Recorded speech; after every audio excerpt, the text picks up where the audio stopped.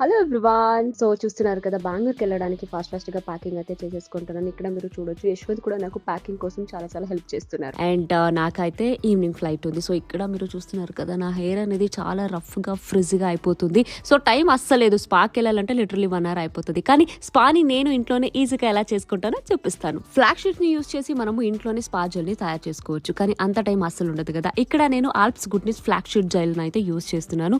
ఇది just like home made product అని చెప్పొచ్చు.